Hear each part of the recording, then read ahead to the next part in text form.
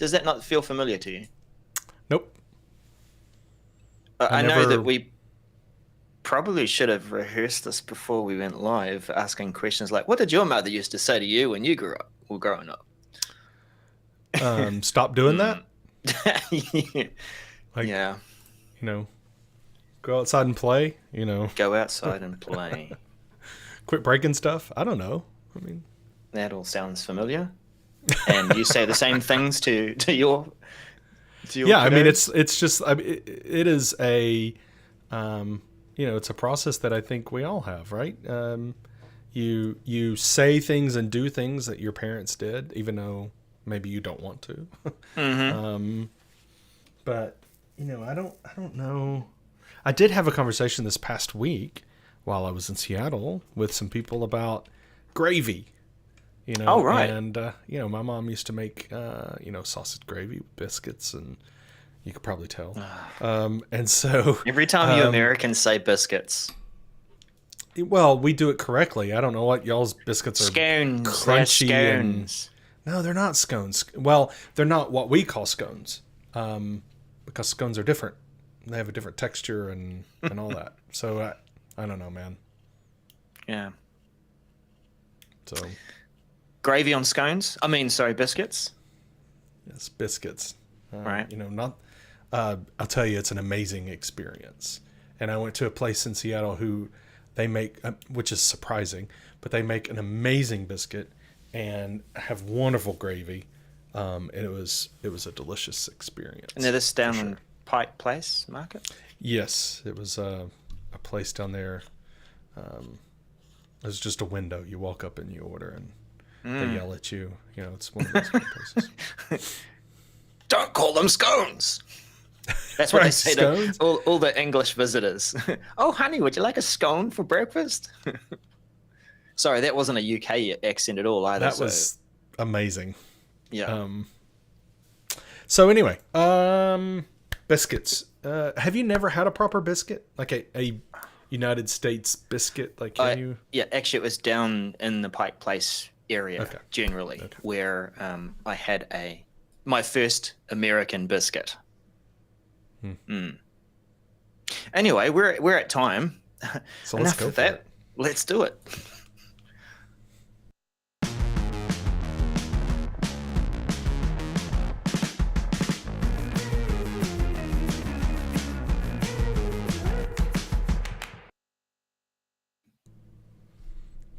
Your turn. Hello, everyone, and welcome to this episode. It's episode 240 of the 365 Message Center Show. We are here and really wanting to talk to you about biscuits. No, that's not what we're talking about. No, we are here to help you prepare for change, prevent and fix those issues that you may have come across in 365. And I really feel like that is the most important thing we do. I don't know if there's any others. I mean, there's other things we like to do. The third thing we was like to stay informed. Yes, but I feel like it's fixing stuff all the time. Interesting. For those joining us for the first time or didn't know some of that history behind those three phrases, they used to be part of the message center. There were three categories for messages. There was prevent or I've forgotten our own logo. Plan for change, prevent or fix, stay informed. And the prevent or fix one was rarely used. It often was a message that was thrown out there quickly to say, hey, we've noticed this. You'll need to run this command to help. A bit like that one last week from block a certain build of something that shouldn't be available. Yes, and I will say Heidi is asking in the chat room, is this a food show now? Because I'm here for it. Sure. Yes, I think we should definitely do it. I have some experience with food. Anyway, you can tell that by your Instagram account, Daniel. Right. I did post some pictures of some delicious food I had. So yes, some. But today, no, we're not switching to a food show today, but we are talking about some changes that are coming for your organizations. So I think we want to just dive in here. Crack on into it. All right. Yes, sir. Yes, sir. Okay. What have we got? Well, I'll take this first one, Daniel. Okay. Another one of those massive titles. And, those of you who also tune into the YouTube, I do try to afterwards go through and put the time slots in so you can find them. And it's things like this where this massive title just will not fit. Message Center posts will include monthly active users specific to Power BI, Automate, and PowerApps services updates. MC37798. We've seen something like this before, Daniel, haven't we? Where it's a change to the message center where when it's referring to a certain service, it's now going to give you monthly active usage.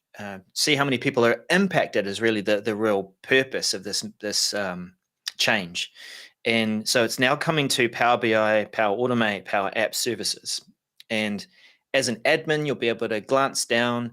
If there's a message like this one, if this was about a change to Power BI, then you could see, okay, over the last 30 days or so, this is how many people are actively using the service. And as an admin, you can prioritize which message you should be working on first if you're a bit short-handed or you just need to put your time into something quickly. So imagine, a service that is critical to your organization. You need to plan for change or prevent or fix. Then you can glance at that and say, right, this is going to affect 20,000 users. Let me get a team of 3 together and let's get on to it. I know I'm pulling a figure out there, but it's going to be quite useful, and it's good to see it coming to Power BI and the Power Platform. Off the top of your head, Daniel, we probably should have done the research. Do you know what other services also show this? Yeah, we have SharePoint, we have Teams, we have, I think, should we Yammer. go looking for them in the message center? We have Yammer. See if we can find an example. Risky? You can. I mean, it's going to, the next one we're going to show will be one.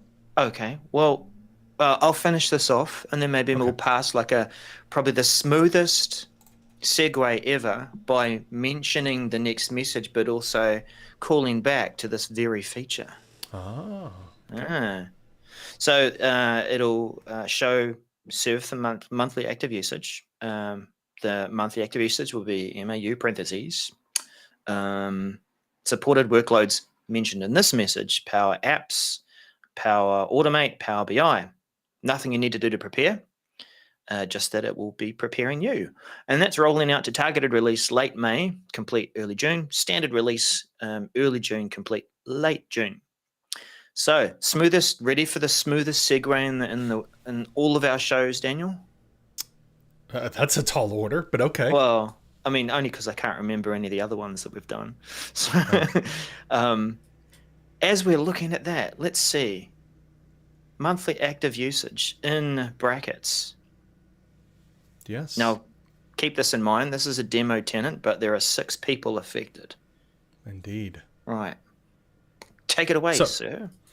This next topic is automatic groupings available in Teams for channel post MC3784119. This is probably going to take over the number one reason I've seen organizations using tags in Teams, but let's talk about it, and maybe some people in chat will disagree with me, and that's okay. We can have civil discourse. So this is a new grouping. So think about grouping as, when you go to @channel, when you're mentioning channel in a message, that's a grouping of everyone in the channel. Let's go with that, okay? So this one is a grouping for team owners for the current team you are in. So you'll be able to mention the owners of that team. So this is going to be available for the web as well, mobile. And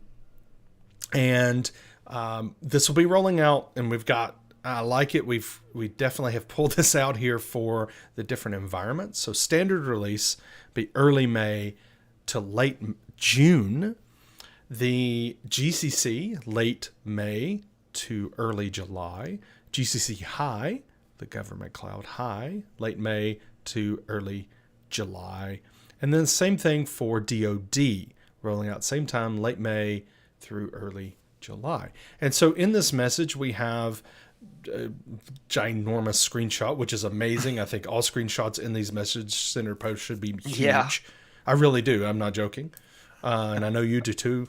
But we're able to show, it's showing here, the at mentioning, typing out team owners, that automatic group will be available to you. Now, no action is really needed, but, training and making sure your users know that this is available to them. No, yeah. So that, actually, now, on that, Daniel, I think Pete here says by removing himself from all teams ownership, he definitely doesn't want to tell people about this new feature. That's right. So I was talking about tags at the beginning. I find a lot of people in teams creating a tag for admins in a team so that if you have a problem, you want to add somebody or whatever, you can tag and mention that tag. Well, now you won't need that tag anymore. You'll be able to just mention the team owners and it'll notify all those. Yes, people like Pete and others. I know there's more. Pete's just the brave soul to speak out about this. Maybe go ahead and remove yourself so you don't get all those mentions. But yeah, or not. I mean, you're a team owner for a reason. Right. This tend to be used in larger teams, really, where there's multiple team owners, and you're just trying to find someone who can help you out with something that's happening in the team. Maybe you're asking, "Hey, team owners, can you add an app to, or a tab to one of my channels?" and trying to add more features and capabilities if you've buttoned it right down. Right, and you mentioned that specifically. I mean, this is great for if you have your team locked down. And you have members can't do specific things and they have to get an admin to do it for sure. So be looking out for this. And while you're looking out for this, right now, go ahead and hit the thumbs up button for this video, whether you're in LinkedIn or YouTube. Make sure you go ahead and hit that. Leave us a comment if you would like. Also share on social. You can click that share button. There is a share button. You just click on it. Say, I love this show, or say, I love Darrell's headset, or whatever. Post it. Go ahead and do it right now. It'll only take like 5 seconds. We'd greatly appreciate it. And make sure you mention us. We're 365 MCS on all the socials. So if you do that, we can amplify your message and make sure we're following you as well. So go ahead and do that. We'd much appreciate it. Now, moving on to the next message, I suggest you read this message in a way that people can understand it in Teams. You mean like word for word? I mean, that'll depend on the author. Yeah, I guess. Every time. Suggested replies in Teams desktop, MC379024. It is what it sounds like it is. We've seen suggested replies appearing in all kinds of places in Microsoft 365. I think we first saw it in Word as you were typing things up, and then we saw it in Outlook, and it came across all the different various clients as well. And Daniel and I, when we first saw it, we're like, oh, here we go, standardized replies for everything. And that we'd all start to sound the same. But before I get into the message, I think on reflection, I've seen the suggested replies across the different services learn a few things about the way I say things. And it's making actually useful suggested replies. How about you, Daniel? Yes, I agree with you. It's been a whole lot more useful than our... maybe we hesitated initially, like you mentioned, on would this be useful when we're all going to say the same thing? That it's all going to be replies, or when we're talking and trying to type things out, will it just be suggesting the same thing over and over? And so we're more like speaking like robots or in the same robot. But I find that it has been a whole lot more useful than that. And I think faster we can go and get the message done, I think it would be better. And have it typed. I'm not one that likes to, pay special attention to spelling, for instance, sometimes. And not till after it's typed, right? Right. And so having it type out things for me and, being spelled correctly, hopefully it's using the correct there, for instance, it is very helpful. Yeah. So suggested replies will come to Teams desktop.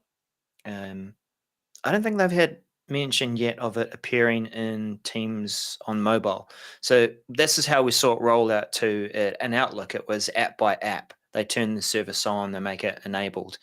And I think it's where I use it the most really is on mobile, that it's suggesting a reply. It gives you that hint to swipe and it'll appear.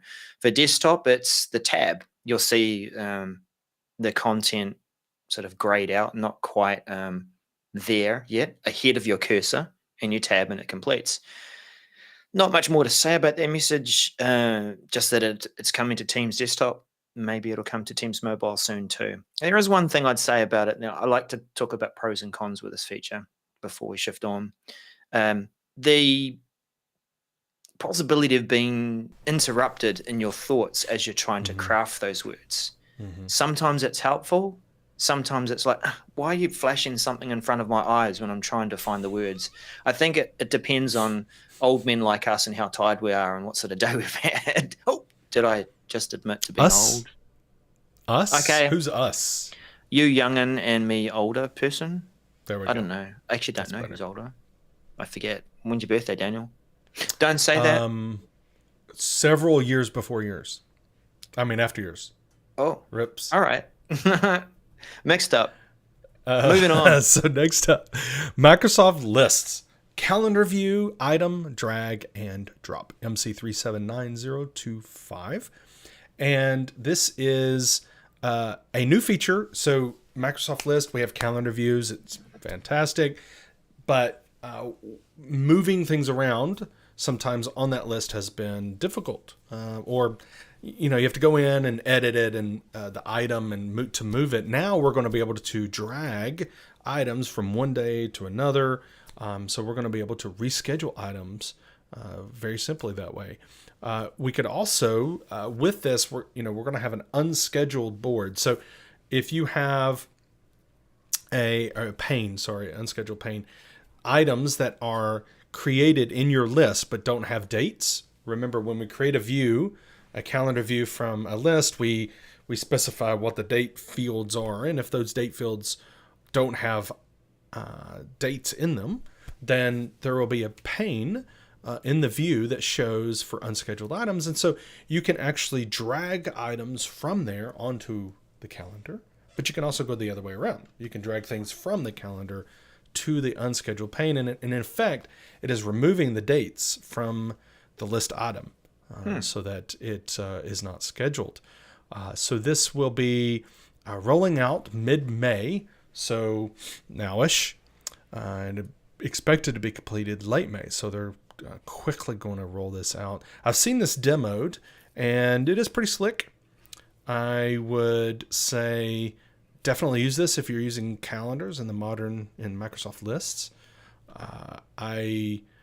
We're not going to get into whether calendars in SharePoint, in Microsoft List is what you should be using or not. We're just going to say if you are, then this is very helpful in rescheduling and moving things around. Quickly assigning dates to a list item, whatever that is. Yeah, the release of a new line of clothing in your planning for your store. I don't know. Anything like that. Yes, I agree. I am the new Jay-Z, and I am releasing a new line of clothing. Mm-hmm. Headset covers. Headset warmers for your headset. Right. Yes. Yeah. For those that live northern or I guess southern, depending on, The Beats muffs. So they're like ear muffs for your Beats. Hold on. I got to go buy that domain right now. Hold on 1 second. Right. Finishing off. Yes. With with. It's an interesting way to say we're in the new Yammer now. New Yammer as the only option for non-admin use. That's all you that aren't admins listening to and watching the show. The new Yammer is yours. You know, and unless you've already been switched to it. Well, the purpose of this message, MC379026, is that if you're not an admin, then the switch to go back to classic Yammer will be removed. New Yammer is your new experience. If you haven't been shifted from classic to new, that's going to happen. The timing for that begin rolling out mid-June, expect to be completed late June. And yeah, it's about moving to that. I think a lot of orgs have already done that. The reason that I see some have hung around to use classic, it's mostly for their admin purposes, to go back and access some of those features like managing banned words or anything like that. So admins will be able to go back till the admin experience is fully modern. Actually, I haven't ever seen new Yammer called modern, but let's just call it new. Where's your t-shirt, Daniel? I washed it. So you did?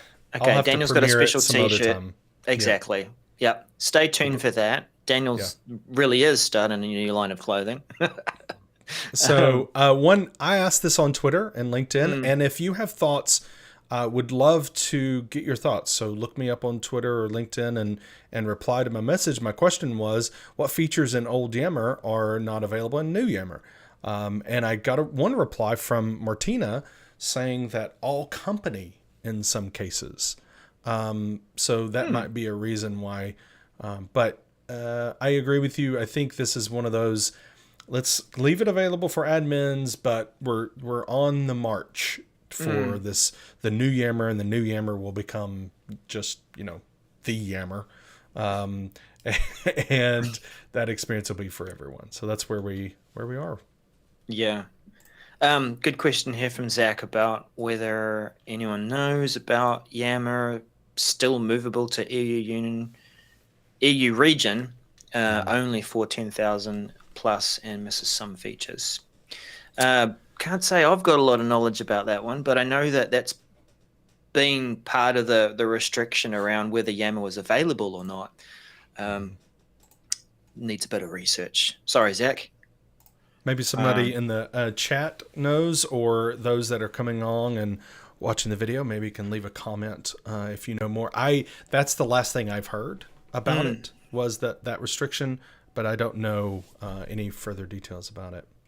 And he's probably interested, like I enjoy these features now too, like nested replies, or being able to bookmark a post so that I can find it easily later.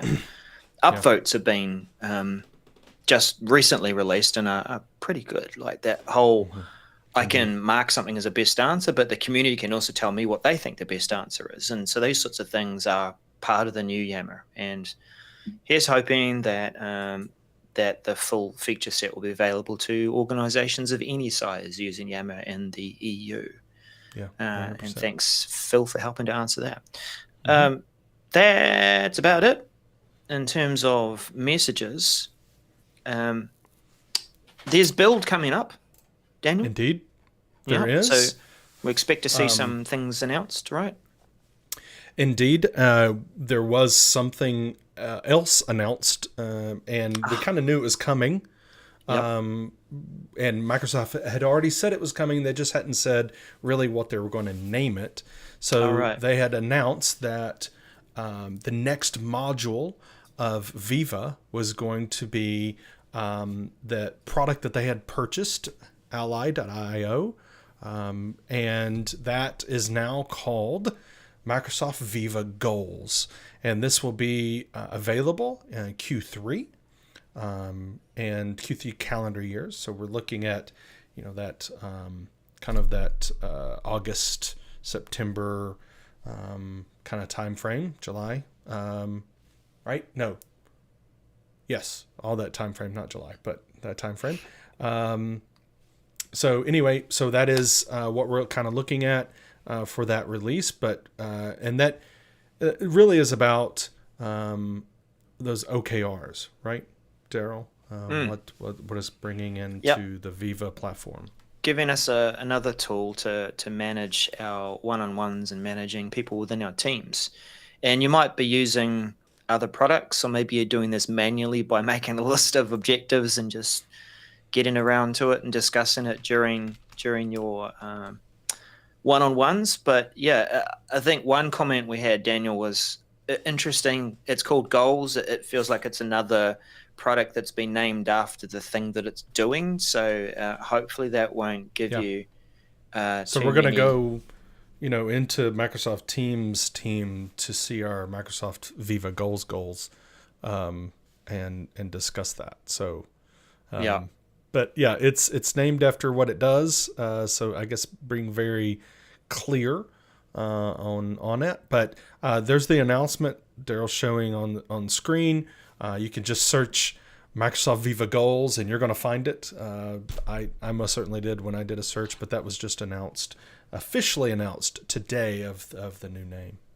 There's a couple of good videos in there that'll tell you a bit about how it works too. We won't play through them now, but I think key thing is here, it is becoming part of that Viva suite if you're going to pay for, I don't know if you can pay for it on its own, but it'll certainly be part of that full suite.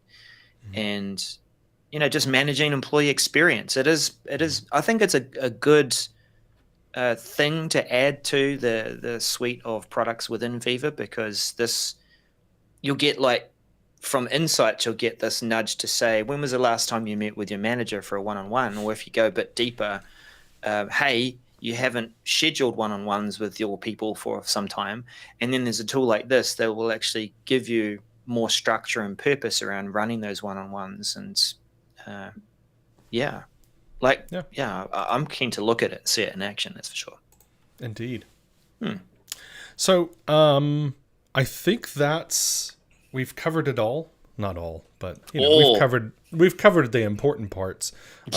Make sure you're following us and you like this message. You are subscribed. This video, and you subscribe, or if you're subscribed to the audio podcast, make sure that you engage with us on social. Seriously, 365 MCS. It's not difficult. Click the button, share button.